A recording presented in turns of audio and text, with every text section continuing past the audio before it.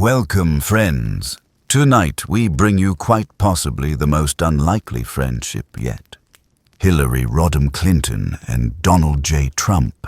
One, a former Secretary of State and first woman to win a major party's nomination for U.S. President. The other, a real estate tycoon turned TV store turned commander-in-chief who never quite left campaign mode.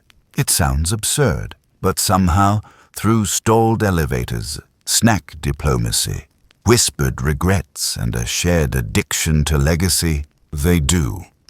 If these stories bring peace to your night, a small click on like and subscribe means the world to us and helps us keep creating more. And tell us in the comments where and when you're listening from. We love seeing our global circle of dreamers growing each night. So take a breath. Let the stars settle overhead, and let the noise of the world fade as you fall asleep to one of the most unlikely friendships, the kind that never happened until now. Elevator Diplomacy, United Nations Headquarters, New York City, Winter 2023. The elevator doors were just closing when Hillary Clinton heard a familiar voice, the one that had haunted her dreams, her inbox, and more than a few rage walks through Chappaqua. "Hold that! Hold it! I'm coming through!" The doors paused, regrettably, and in swept Donald J. Trump like a cologne-soaked hurricane. His coat was too long, his tie somehow longer, and his expression smug enough to file taxes on. "Of course," Hillary muttered, barely moving. Why let the elevator close on the past? He looked at her with mock surprise. Wow. Hillary Rodham Clinton, still using elevators after all those emails? She turned her head slowly, as if addressing a raccoon rummaging through her compost bin. "Donald, still allergic to facts. I see." The doors sealed. The elevator jolted once, then stopped. Dead. There was silence. A deep, ugly silence. "I knew it," Trump snapped. "Deep state. They've locked me in here with you. This is assassination via boredom." "Relax," Hillary replied, pressing the emergency button like she was trying to detonate him. "Even the deep state has better taste." He hit the button again, then all the buttons, with one full palm. "This is probably the Clinton Foundation's fault," he muttered. "Faulty wiring from Benghazi funds." She took a sharp breath. "Funny. I was just about to blame it on Mar-a-Lago's unpaid contractors." The elevator didn't move, but the temperature dropped 5 degrees. Trump leaned back, arms crossed, visibly annoyed that he hadn't brought a phone or a microphone. Hillary mentally reviewed every escape tactic she'd learned from Secret Service briefings. "You're still mad I won," he said, unprovoked. She tilted her head. "You're still pretending you did." He turned toward her, lips curling. 3 Supreme Court justices, tax cuts, a space force. I think that counts." "Oh, please," she shot back. "I've seen more coherent leadership from a Roomba." A pause. She regretted saying it. Not because it was too mean, but because it wasn't mean enough. Trump adjusted his tie, still bitter, sad. "You're not on Twitter anymore," Hillary reminded him sweetly. "So that tone just sounds pathetic." He took a deep breath, preparing another jab, when his stomach growled loudly. She raised an eyebrow. "Oh, I see. president of the fast food republic forgot to eat. He grumbled, rummaging through his coat pocket until he produced a crushed McDonald's wrapper. Lunch of champions. You spelled cholesterol wrong. He offered her a limp fry. Peace offering? She stared at it like it was classified malware. From her purse, she pulled a small protein bar, the kind that screamed, "Former First Lady." "Here," she said, "something with actual nutrients." Trump took it, squinted at the label. "Is this gluten-free?" "It's dignity-flavored," she said. "You might choke." They sat, opposite sides of the elevator, arms folded, staring straight ahead like children in a principal's office. Each loathing the presence of the other, each too proud to admit they had nowhere else to go. "You know," Trump said, "you are never very likable." She smirked. "And yet, I somehow resisted being indicted." He flinched. Silence returned. For a moment, there was nothing but the soft hum of fluorescent lights and the stale smell of political resentment. They both knew how many times they'd fantasized about destroying each other, but now, stuck in a 4-by-6-foot box with peeling buttons and shared history, they couldn't avoid what they really were. Tired. Too tired to fight. "I'll say this," Hillary muttered. "You never backed down from a fight. And you never admitted when you lost." Their eyes met. Still hatred, but now with seasoning. "Truce?" he asked, reaching for another fry. "Temporary ceasefire," she replied, "in the interest of national sanity." The elevator lights flickered once, then twice, then nothing. Just Trump, Hillary, 2 granola bars, 1 dying fry, and an exhausted country, trapped between them. He leaned back. "Remember that NATO summit where you rolled your eyes so hard I thought they'd revoke your passport?" She chuckled. "You called Trudeau two-faced in front of Merkel." "Because he was. Because you were mic'd." Another silence. Then, unexpectedly, Hillary said, "Do you remember the 2005 charity gala? The one where you heckled the priest?"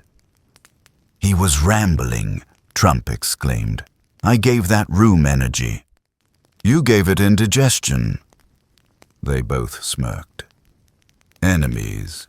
Yes, always. But now, inside a stalled elevator at the UN, both icons of a divided era were simply stuck together. Button mash meltdown. UN elevator. Moments later, the elevator lurched again, just enough to offer false hope. Then it stopped. Hard. Trump staggered slightly, bracing a palm against the mirrored wall. Hillary gripped the safety bar. "Was that progress?" he asked. "I think it was foreshadowing," she muttered. Trump took a step forward, surveyed the panel again, and with the same confidence he used to fire people on national television, began slamming buttons like he was playing political whack-a-mole. Lobby, close door, reopen, close, call, close, emergency override. The elevator didn't even blink. He kept going. "Maybe if I hit enough of these, we'll just teleport to Mar-a-Lago." "You'd still be waiting for your classified documents to arrive," Hillary said dryly. He turned toward her, grinning. still obsessed with boxes, huh? And you're still allergic to archives. He leaned in, pressing door close repeatedly like it owed him something. I bet this whole thing was rigged by Biden. She raised an eyebrow. You think Joe Biden has the technological coordination to trap us in an elevator? You're right, Trump said. Kamala probably did it. Or maybe it's karma. He turned, incredulous. Karma, really? That's your explanation? It's simpler than voter fraud. Trump waved a dismissive hand. Here we go again with the lectures. Let me guess. You've got a footnote for everything? Just enough to make your fans yell, "Fake news." He leaned back, stretching theatrically. You know, I miss the days when politicians were allowed to be boring. You guys made being boring look like a brand. And you turned politics into a reality show, she said, just without the cancellation clause. He paused. I didn't get cancelled. I got impeached. Twice. Which, honestly, might be harder to do. Hillary took a slow, deliberate step toward the panel and pressed the emergency speaker again. Static. Then a weak voice. Maintenance on the way. Stay calm. Trump groaned. That voice sounds like a guy who failed upward. Something you'd know about, she replied, without turning. He chuckled. I'll admit, that was pretty good. A moment passed. Trump eyed the ceiling, like he could negotiate with it. I once got stuck in a Trump Tower elevator, he offered. Back in the 90s. Was with Billy Joel.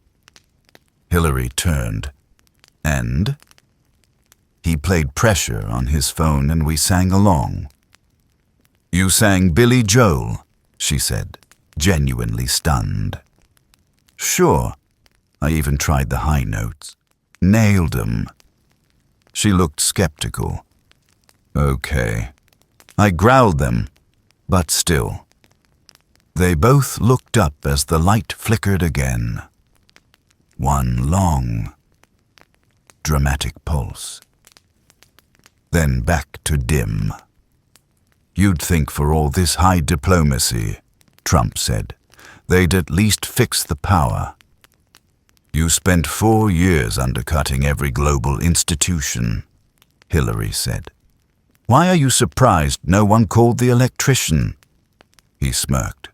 Still blaming me for everything. You guys should send me thank you notes.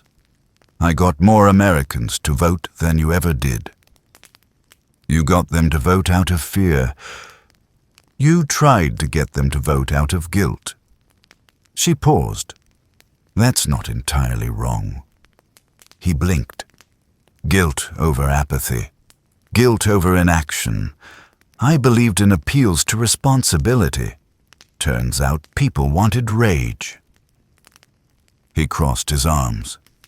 Rage is easy to feel and hard to ignore. She looked at him. You weaponized that. You ignored it. A long pause. Then Hillary asked, do you think you ever really listened to your voters? Of course I did, he said.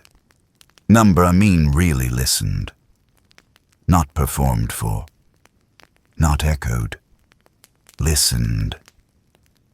Trump hesitated. Some of them scared me. That surprised her. The anger was real, he said, and deep, and I didn't cause it. I just stopped pretending it wasn't there. She nodded. I underestimated it. I own that. He looked at her. So we both miscalculated, just in opposite directions. The elevator creaked again. He turned back to the panel. Okay, new strategy. And with that, he mashed every single button with his palm, dramatically, childishly, deliberately. Lights lit up across the panel. G2, G3, B1, B2, B3, lobby, main, council, security, mechanical. All glowing now, like a Christmas tree designed by a bureaucrat. Real presidential, Hillary said flatly. Hey, he replied, at least I do things. You think motion equals leadership, and you think caution equals wisdom. She exhaled. You think branding is substance, and you think substance gets ratings. They stared at each other. You once said I wasn't fit to be president, she said. You said I was a threat to democracy. You said I belonged in jail. You said I was a puppet of Putin. You invited foreign interference into a U.S. election. You paid for a dossier filled with lies. The silence that followed wasn't awkward. It was sharp, cracked open, honest. They both breathed hard. Then, as if called by fate, a mechanical voice overhead announced, "Elevator diagnostic in progress. ETA, 30 minutes.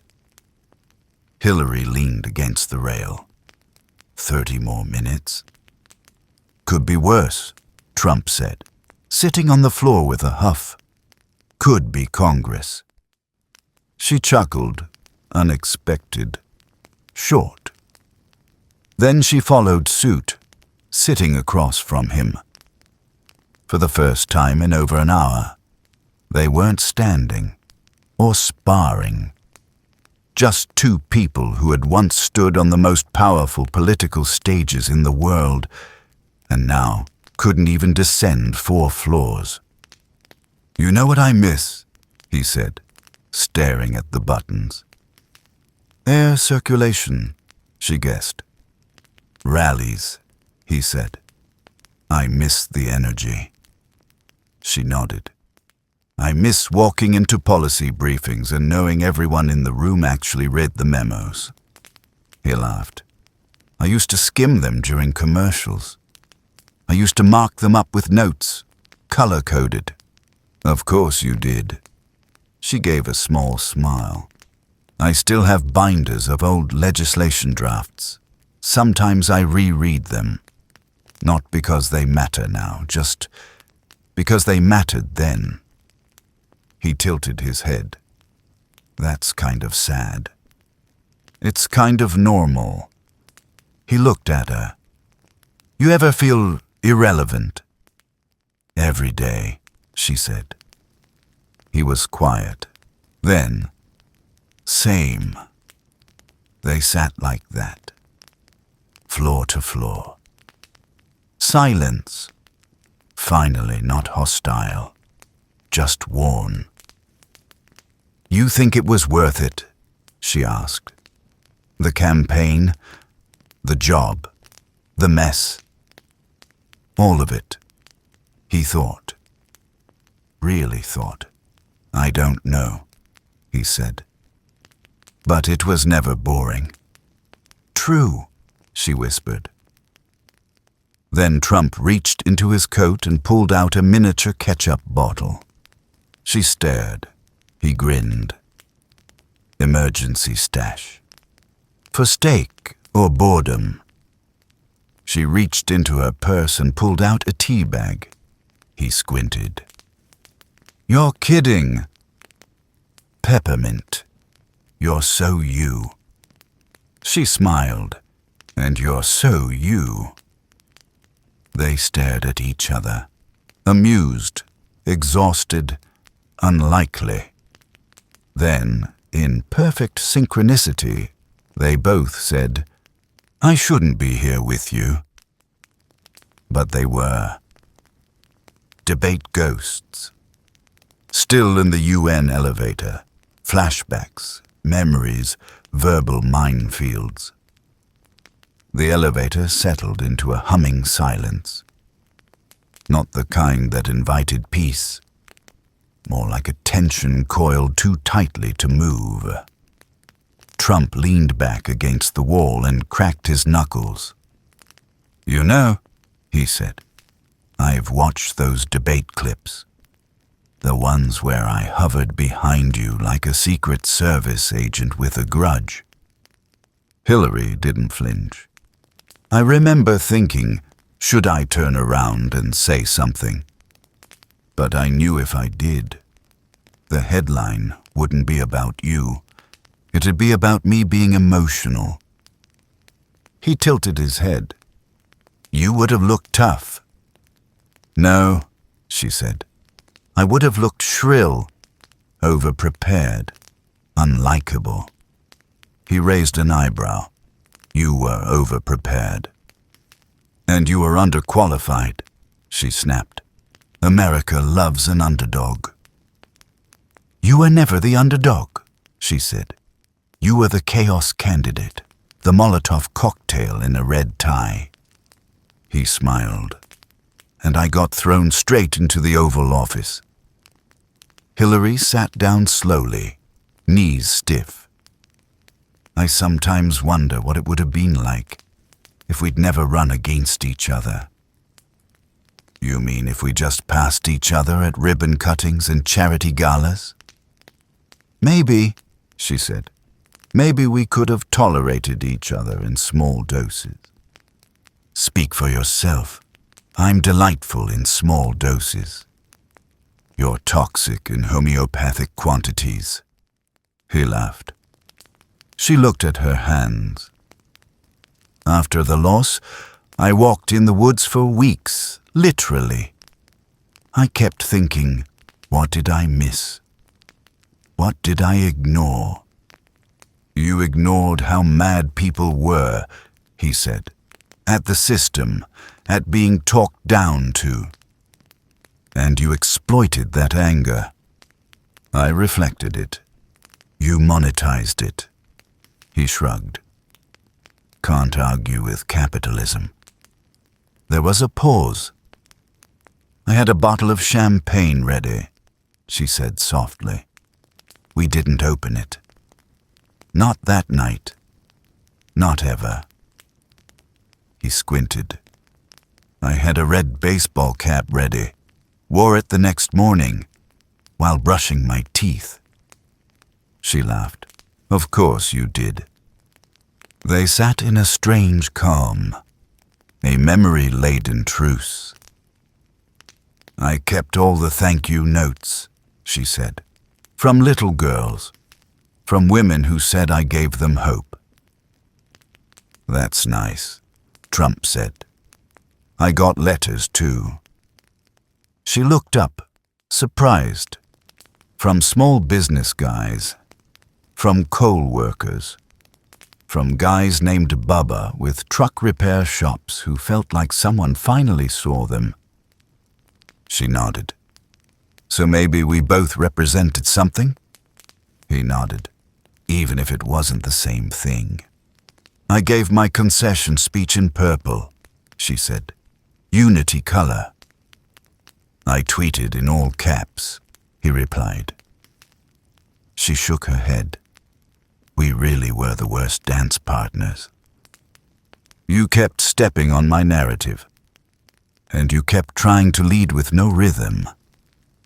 He leaned forward. "You still think I'm the villain?" She thought for a moment.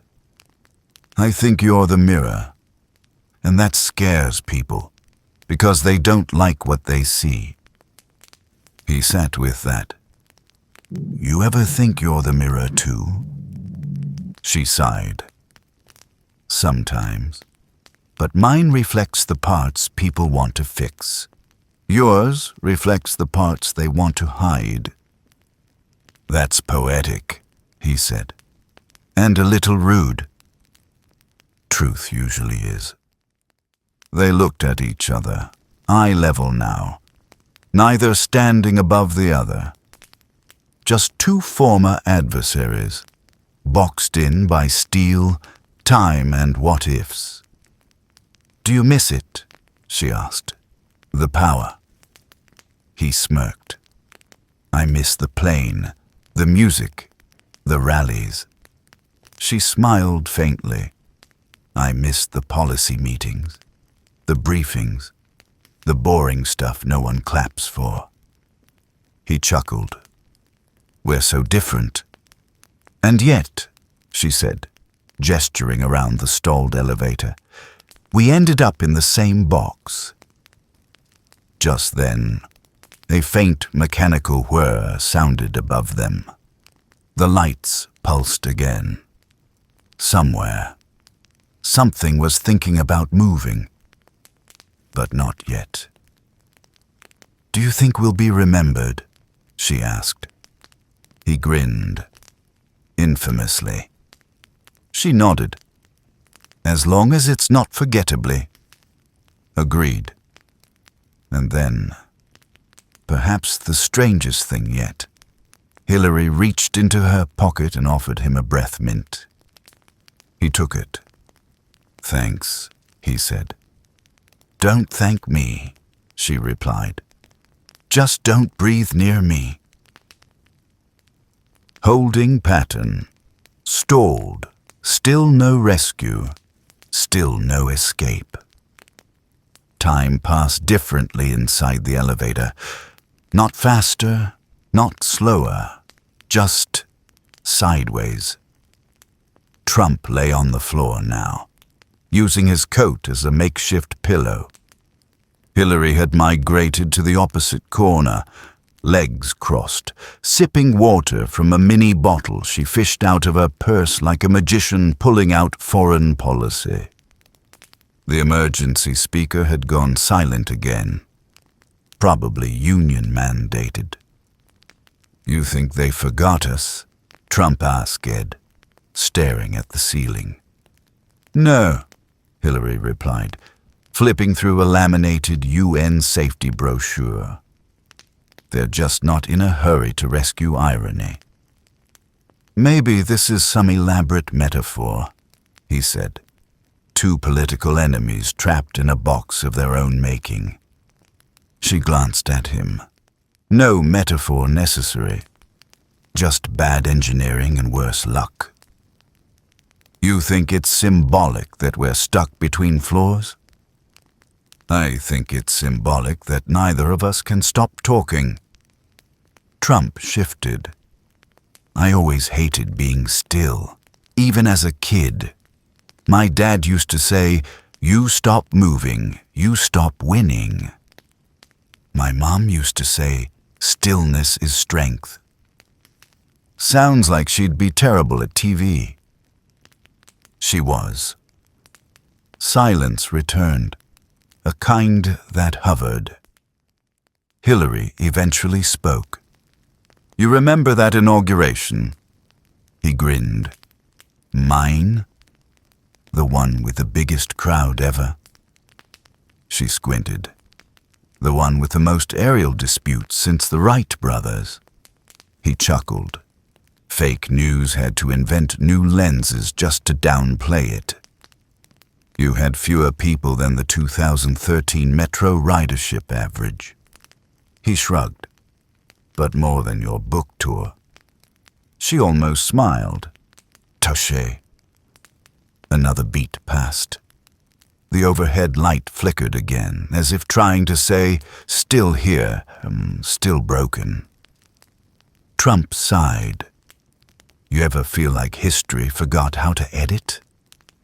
Hillary looked at him. "You mean all the contradictions?" "No," he said. "All the footage." She laughed softly. "Too much tape. Too many microphones. And Twitter. Don't get me started." He sat up slightly. "What's your biggest regret?" She tilted her head. "Policy or personal?" "Dealer's choice." She exhaled, believing that being right would be enough. Trump nodded. being loud worked better. For a while, still echoing. He tossed a cough drop toward the ceiling. It bounced off the metal and landed near her shoe. "And you?" she asked. He didn't answer immediately. Then, thinking that attention and affection were the same thing. That made her blink. She didn't expect that one. He caught her expression. "Relax doesn't mean I've gone soft. Wouldn't dream of accusing you of humanity," she deadpanned. He grinned. "You've always had good timing." Another pause. She rubbed her temples. "Do you ever wake up and forget you're not president anymore?" "All the time," he said. "Sometimes I still dictate tweets in my sleep. I used to practice policy briefs in the shower. Let me guess. Color-coded loofahs? Red for defense, blue for healthcare, green for the environment." "You're joking." "Am I?" They both laughed, actual laughter this time. Light, unburdened, for a fleeting second. Then a grinding sound above them. The elevator trembled, but again didn't move. "I feel like I'm in a holding pattern," Hillary muttered. "Same," Trump said. "Except I never liked flying coach." She looked at him. "This isn't coach. This is purgatory." Still better than a CNN green room. They each returned to their corners. The silence was different now. Still tense. Still layered. But more like a shared coat worn awkwardly between two stubborn passengers on a long, delayed flight. And maybe, for just this moment, a ceasefire built on sodium and mutual exhaustion. Policy versus personality. Same elevator, deeper into the weight, reflections begin. The air was getting thicker, not with heat, but with history. They weren't speaking as much now. But the silence had changed again. Less barbed, less suffocating. Just quiet. Like a hallway where old paintings still hang, even if no one remembers who painted them. Trump was pacing in a slow square. Hillary remained seated, eyes closed. Not sleeping, but not entirely awake. The kind of mental drift politicians get good at. Half listening, half calculating. At some point, the fluorescent light above them had stopped flickering. It just glowed, steady, accusatory. He stopped mid-step. You know what they don't tell you when you win. She didn't open her eyes. That you'll be blamed forever. Number that you're still the loneliest person in the room. Her eyes opened now. That's true even when you lose. He leaned on the railing. You had... what? Policy binders, white papers, a plan for everything? She nodded. Structure comforts me. I had a plan too, he said. It was called chaos. Worked better than I cared to admit. He looked down. Scared me sometimes how well it worked. She sat up. You ever wish you governed differently? He blinked. Define differently. With more restraint? He snorted. Restraint doesn't fill arenas. It fills courtrooms, though. Ouch. She didn't smile. You acted like the presidency was performance art.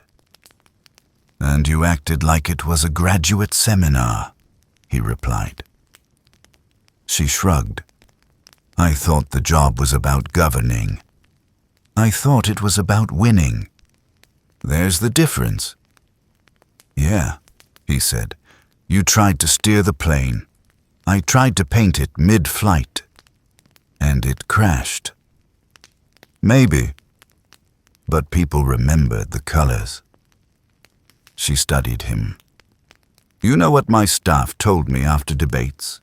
You are too calm. Mine told me to interrupt more. You did. Worked. Did it? He didn't answer. He stretched his arms behind his head. What do you think we represent now? To people watching? She considered. Regret or relief, depending on who you ask. He nodded. I get that. Some people think I stood for the system. Others think I stood for their mothers. And me? Some think you stood for freedom. Others think you stood for Twitter rage. He grinned. Freedom and tweets. My legacy. She uncrossed her legs. You made people feel seen, even if you didn't always like what you saw. And you made people feel judged, he replied, even when you didn't mean to. She winced. That was never the intent. Intent doesn't vote. Neither does guilt. He nodded. But anger does. The elevator groaned again, louder this time. They both looked up. Nothing happened. Still stuck. I used to think facts would win the argument, she said quietly. And I used to think applause meant approval, he replied. Turns out neither is true. Turns out, he echoed. She tapped her foot. Do you miss it? He raised an eyebrow. The power. Number, the responsibility. He paused. I missed the stage. I miss being the main character in every room. She nodded slowly. I miss the ability to do real good. Quietly, without needing a camera.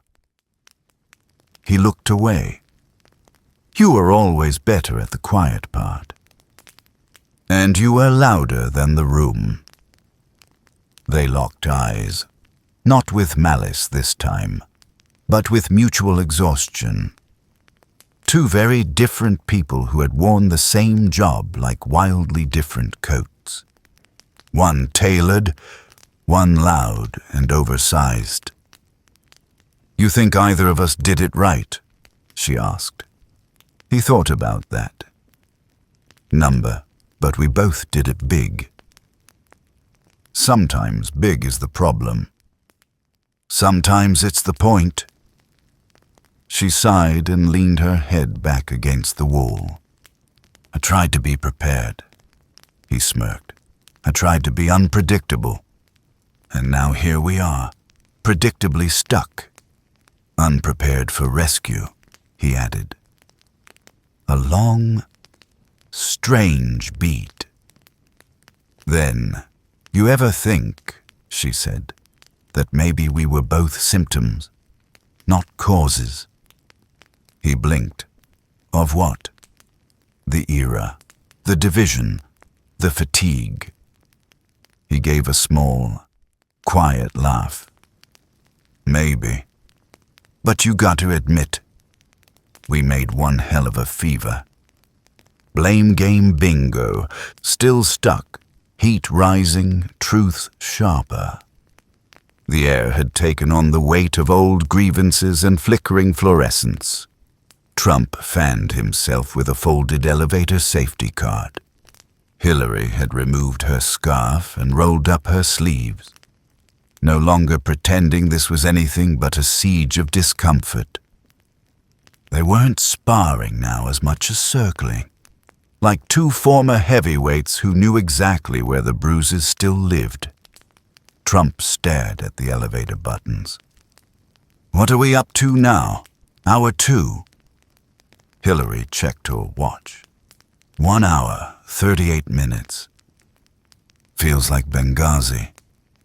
She didn't even flinch. You really want to go there? He raised his hands.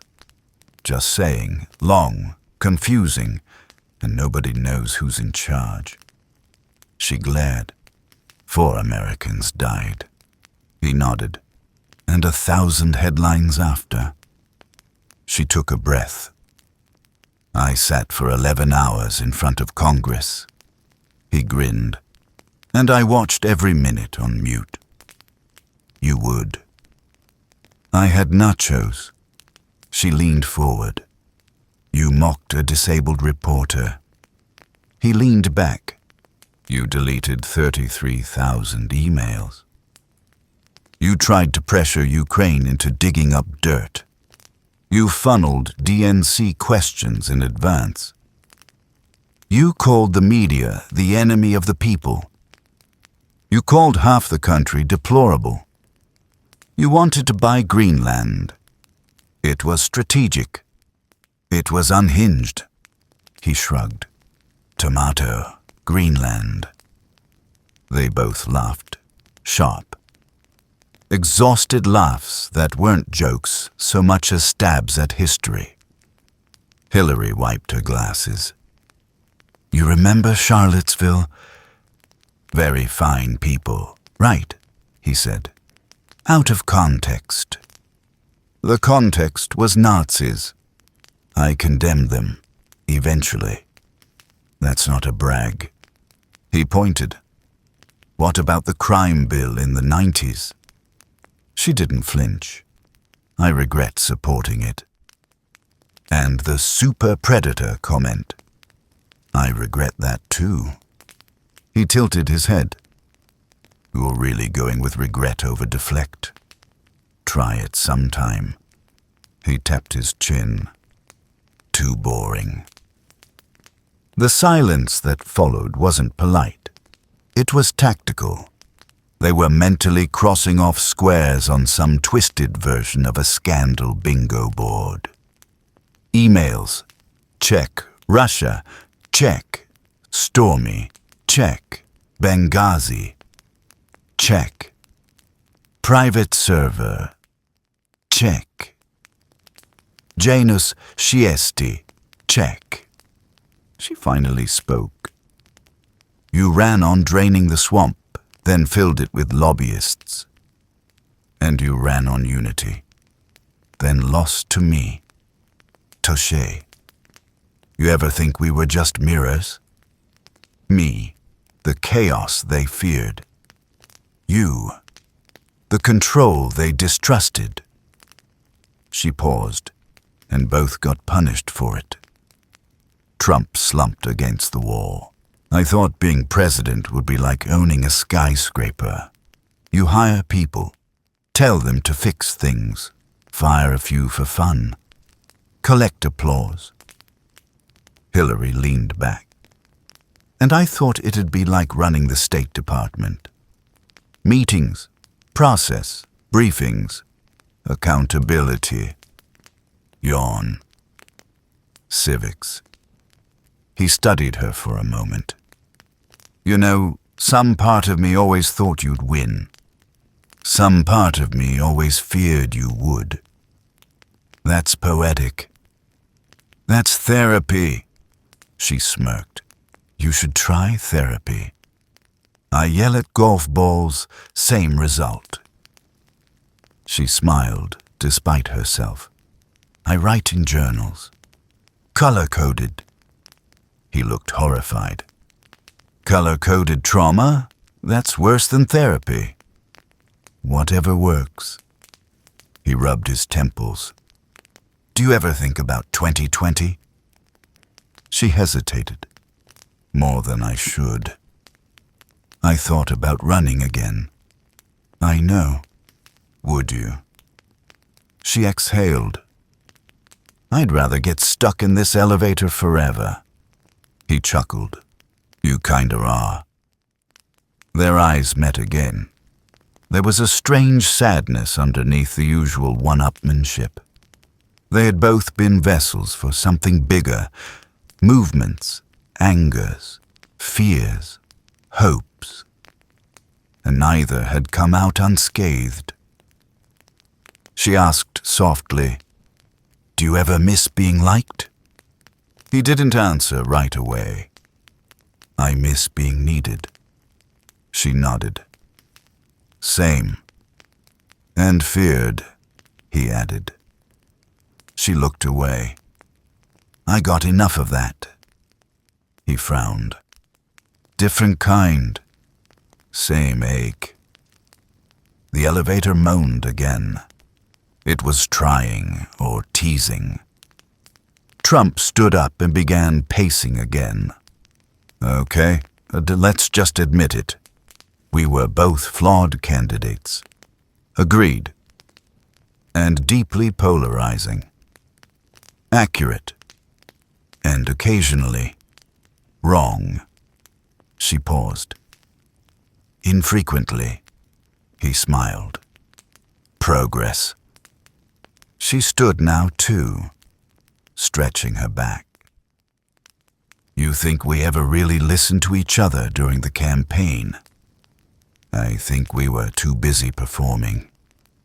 Same stage, different scripts." He nodded. "Same ending.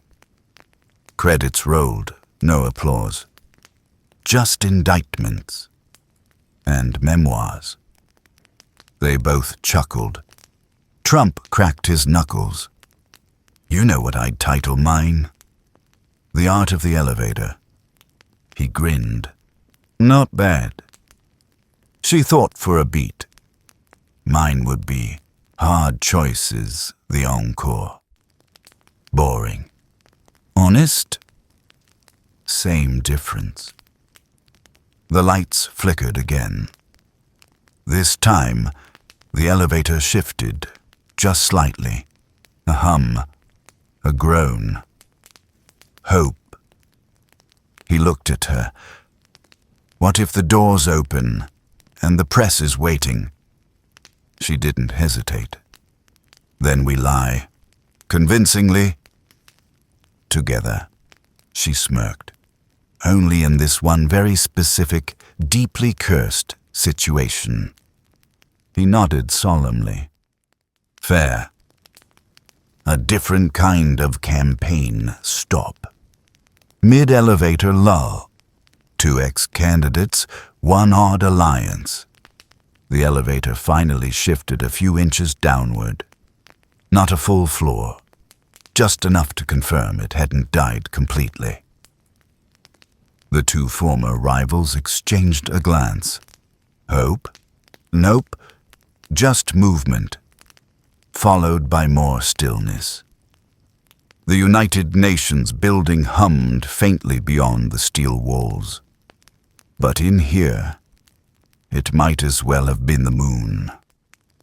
Trump sighed. "You know, we've been in here long enough to start a podcast." Hillary gave him a side glance. "We'd last exactly 1 episode. It would end with you yelling and me fact-checking the outro. That's the hook. Call it debatable. Or better yet, stuck with Hillary." She gave a faint smirk. "No thanks. I already lived that season." "Fine, you name it." "Unfollowed." He laughed harder than he should have. "You've still got it. Sarcasm aged like scotch. And you still spray on self-esteem like it's cologne." The elevator shifted again, half a foot, then still. They both held their breath. Nothing. Trump leaned against the wall. What if this is divine punishment? For what? He gestured vaguely. All of it. Then we'd need a longer elevator ride. She stepped toward the mirrored panel and looked at their warped reflections. 2 aging politicians, bags under their eyes. steel tension softening into something else. "You ever think," she asked, "how different it might have been if we'd actually talked back then?" "You mean like this?" "Less yelling, less performing, more listening." "Less email jokes?" She nodded. He sighed. "I don't know, I was addicted to the crowd. And I was addicted to the plan. 2 different drugs. Same overdose." She smiled faintly. "Nice metaphor." He pointed. "Put it in the podcast." A long pause. He cracked open the Cheez-Its again, offered her the box. She took one. "This is weirdly civil," she said. He shrugged. "Low blood sugar helps diplomacy. Also no phones, no aides, no donors, no pundits." He nodded. "No filters, no spin, no strategists whispering, 'Don't admit that,' or 'Smile more, Secretary,' or 'Cut taxes, Mr. President.'" They both chuckled. Trump sat back down on the floor. Hillary followed, knees cracking in protest. She eyed the stained carpet. "This is where the real diplomacy happens. Elevators, buses, green rooms." He nodded. "You know where I got my best debate prep?" "Mar-a-Lago?" "Nope. Inside the tanning booth." She blinked. "I'm afraid to ask." "Echo chamber, literally. Great acoustics. I could hear myself lie in surround sound." She burst out laughing, genuine, unguarded. "You're impossible. And you're relentless." She nodded. "I had to be." He studied her. "That part I always respected." Another shift. The elevator groaned again, this time louder. Trump looked up. "Okay, if we die in here, what's your legacy?" "Mine." She blinked. "The Senate work, children's health insurance, probably the glass ceiling metaphor. Mine's a red hat and 2 impeachments." She paused. "That might be the most honest thing you've ever said." "I'm full of surprises. Not all of them pleasant, but memorable." They sat like that for a moment, letting the weight of their public lives settle like dust. Trump broke the silence. "You know, I used to watch you on C-SPAN in the 90s. She looked at him, surprised. "Why?" "You were good, sharp, controlled. I thought, she's gonna run one day." "And you?" she asked. "I thought you'd never run. Too risky, too exposed." "I like exposed." "Clearly." He smirked. "And yet, here we are. Here we are." They heard faint noises above. Metal clinks, a voice yelling, distant but human. Trump stood. "Rescue." Hillary stood too. Or another intern stuck on the wrong floor. "Either way," he said, brushing crumbs from his coat, "we'll need a press statement." She nodded. "Joint statement." He raised an eyebrow. "You sure?" "Just this once." She grabbed a pen from her purse and a business card. "Let's draft it," he dictated. "We, the former Secretary of State and the 45th President of the United States, survived an elevator malfunction with minimal damage and maximum sarcasm.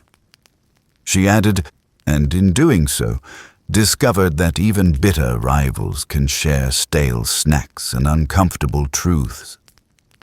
He grinned. See? We'd crush the podcast game. They shook their heads. Still enemies, still divided. But maybe less than before. Exit strategy. Elevator rescue begins. High above diplomacy, low below expectations. A clatter of gears echoed above them, followed by a sudden jolt that made both Hillary and Trump instinctively grab the nearest wall. For one horrific second, the elevator felt like it might plummet. But instead, it simply groaned, sighed, and creaked upward about half a foot. A voice, clearer this time, crackled over the emergency speaker. "This is building maintenance. We've accessed the override. Hang tight. We're lowering you manually to a secure floor. ETA, 5 to 7 minutes. Manually, Trump echoed, eyes wide. What are we? Coal miners. I take it you've never been stuck with the working class before, Hillary muttered. Trump started smoothing his coat, fixing his tie like a man prepping for cameras, even in an emergency. Okay, here's the deal. When those doors open, let's not look like we've been crying in here. I wasn't crying. Your eyes were moist. It's called being human. I wouldn't know. She smirked, adjusted her own jacket, and looked at their shared reflection again. Do we say anything, or just walk out? Depends. Are there cameras? This is the UN, Donald. There are always cameras. Then we go full handshake. Photo op. She blinked. You want to pretend this was a bipartisan summit? He shrugged. Fake peace sells. Just ask the Nobel Committee. There was a loud thunk above, and the elevator shuddered again. It began descending slowly, haltingly, like a reluctant apology. Trump cleared his throat. You know, this wasn't the worst conversation I've had in an elevator. What was worse? Billy Bush. Hillary let out a snort. She didn't mean to. They stood there for another minute, side by side, both looking slightly more composed than before. She crossed her arms. You do realize we didn't resolve anything. We don't have to. Why not? Because the country doesn't want us to. They want us frozen in time, villain and victim, monster and martyr. They need the show. She looked at him. And you love being the show. He nodded. It's where I'm comfortable. And I'm more comfortable in the footnotes. You don't belong in footnotes. She paused. That's the nicest thing you've ever said to me. It's early. I've got more. As the elevator neared the ground floor, the emergency lights flickered one last time, replaced by the dull hum of full power. The digital panel read 1. Here we go, Trump muttered. Smile like you didn't just eat Cheez-Its off the floor. Speak for yourself, she said. I'm minty fresh and morally upright. He chuckled. You rehearsed that line, didn't you? Since 2015. The doors creaked open. A handful of stunned UN staff stood waiting, security guards, an aide with a clipboard, and one very confused janitor. No cameras. No press. Just one guy holding a mop and blinking like he'd seen a ghost. Or two. Trump straightened his spine. Hillary took a deep breath. They stepped forward together. Nobody clapped. Nobody gasped. One of the guards said, "Everything okay in there?" Trump replied, "Best summit I've had in years." Hillary added, "We've drafted a joint statement. It's mostly snack-related." And then they walked out, together but separate. The doors behind them closed with a soft, mechanical sigh. Enemies? Still. But maybe, just maybe, a little less so. Debrief and debunked, UN hallway, just outside the elevator. The world resumes. Outside the elevator, the hallway smelled faintly of lemon cleaner and global disappointment. Hillary smoothed her jacket, scanning for reporters. Trump adjusted his cuffs, like the whole event had been a press conference rather than an unplanned hostage situation. Neither spoke for a moment. A UN staffer approached timidly, eyes wide. "Do you need anything?" "Therapy," Hillary muttered. "TV rights," Trump added. The aide blinked. "We'll bring you water." As they were ushered down the corridor towards separate exits, another staffer asked if they wanted to file a formal report. "What would we even say?" Hillary asked. "That we survived on sarcasm and processed carbs." Trump grinned. "And unresolved trauma."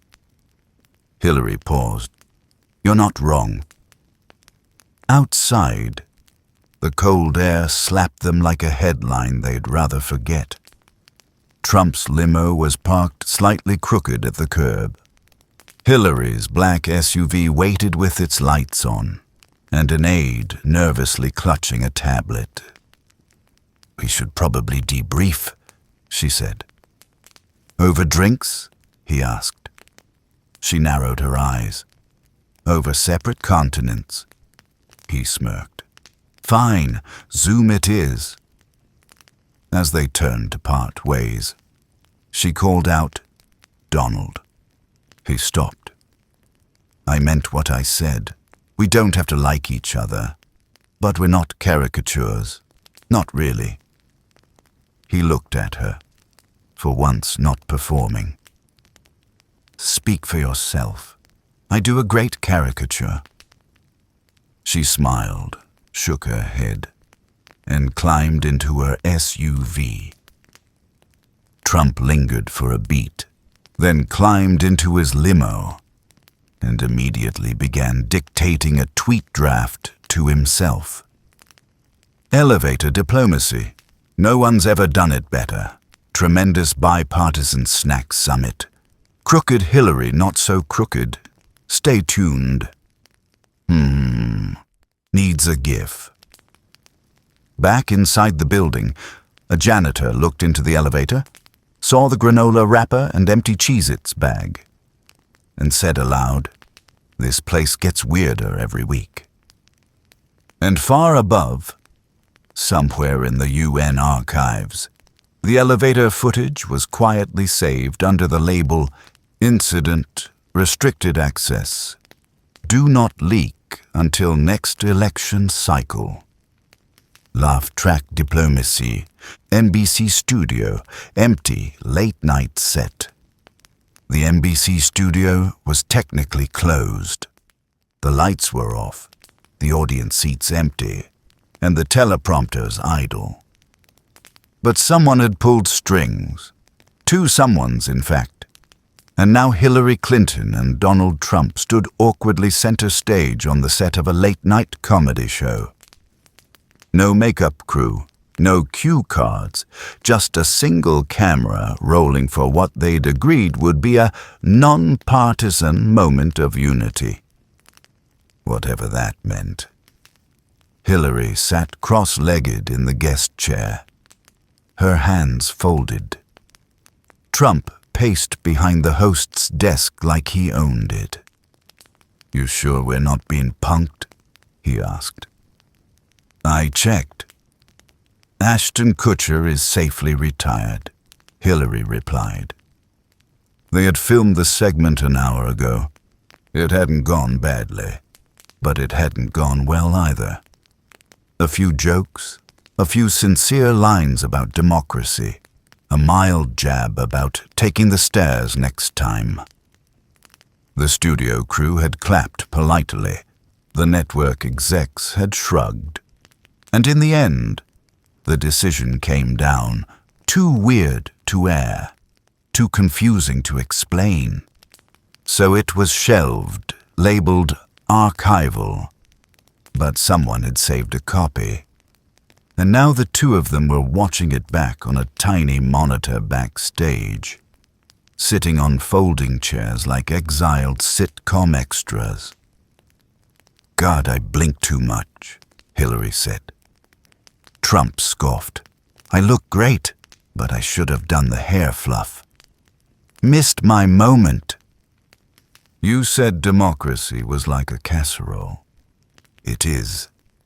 Everyone adds too much, and no one wants the leftovers. The laugh track, dubbed in for test purposes, echoed faintly over the studio speakers. It made the silences funnier, the serious lines absurd. I think the canned laughter improves your policy delivery, she noted. Maybe I should have run as a sitcom, he mused. Would have beat you in syndication too. She glanced at him. You ever think we should have just done this 10 years ago? Sat down, talked. Before or after you called me a threat to the Republic? Before you called me the devil with a pantsuit? He chuckled. Iconic, though. Delusional. They kept watching. At one point, the tape showed them trying to high-five and missing entirely. Trump rewound it twice. That's comedy gold, he said. We should release just that clip. I'd rather leak my tax returns, she muttered. He nodded. Honestly, that would get more clicks. There was a beat of silence. Then she turned, oddly sincere. I don't regret filming it. He didn't look away from the screen. Me neither, even if no one watches. It was normal, in a way. Yeah, almost boring. She smirked. You could use a little boring. He grinned. And you could use a little chaos. I had enough of that in 2016. I gave you some of my best material. They sat quietly as the video ended. Just a logo. No credits, no applause, no legacy. Kind of fitting, she said. Yeah, he said. The best part of our careers. And no one sees it. He stood, brushing off his jacket. Want to grab a bite? She hesitated, then nodded. Something nonpartisan. Pizza? Pizza's bipartisan. As they walked off set, the studio lights flicked off automatically, and the stage, like their segment, went dark. Forgotten, but not gone. The pardon they never asked for. Lincoln Memorial, midnight. They didn't plan to meet again. Not really. But there they were, at the Lincoln Memorial after midnight. Two silhouettes facing the marble giant who had no idea what he'd started. The moon hung low. Tourists were long gone. Even the guards gave them space, watching from a respectful distance, probably wondering if the world was ending or healing. Trump leaned against a pillar, arms crossed, unusually quiet. Hillary stood a few feet away, staring up at Lincoln's face. She spoke first. "He looks disappointed," she said. "He always does," Trump replied. "Or maybe just tired. Then he understands how I feel." They let silence stretch between them, like rope pulled just short of snapping. "I didn't come here for closure," she said. "Me neither. But maybe we owe it to someone." "To him," Trump gestured up. "Or to ourselves. Maybe just to the people who watched us become monsters." He snorted. "Speak for yourself. I was already a monster." She smiled. "At least you admit it." He shrugged. "Better than pretending I wasn't." A breeze cut through the marble columns. Papers rustled in her tote. Fast food wrappers crinkled in his coat. The remnants of 2 political careers, carried in silence. "Do you think we broke it?" she asked. "America," he said. We bent it. Bent it so hard it cracked." "It was already cracked," he said. "We just lit it better." She paused. "You don't regret anything?" He looked up. "I regret trusting people who weren't loyal. Regret not punching harder when I had the chance." She nodded. "I regret thinking facts would save us." He turned to her. "And did they?" She sighed. "Sometimes, quietly, but not fast enough." He smiled. "Yeah, that's about right." A long pause. Then Trump reached into his coat again and pulled out a sealed envelope. He handed it to her. "What's this?" "An unsigned pardon." She blinked. "For what?" "For both of us." She stared. "Is this a joke?" He shrugged. "You don't have to use it. But if it ever gets bad, just wave this around. People will think you won." She laughed, despite herself. "You're unbelievable." "I'm generous." She didn't open it, just tucked it into her coat. "You're not forgiven." "Neither are you." "But we're here. Still vertical," he said. "Still annoying." "Still necessary?" he offered. She didn't answer. Instead, she stepped forward and sat on the steps, her heels clicking softly. After a moment, he joined her. They sat beneath Lincoln like 2 exhausted war reporters who ran out of ink. "I wonder if people will remember this," she said. "They won't," he replied. "They'll remember the memes." She laughed. "We deserve that." "Totally." Then, out of nowhere, he asked, "Do you think we'll be friends someday?"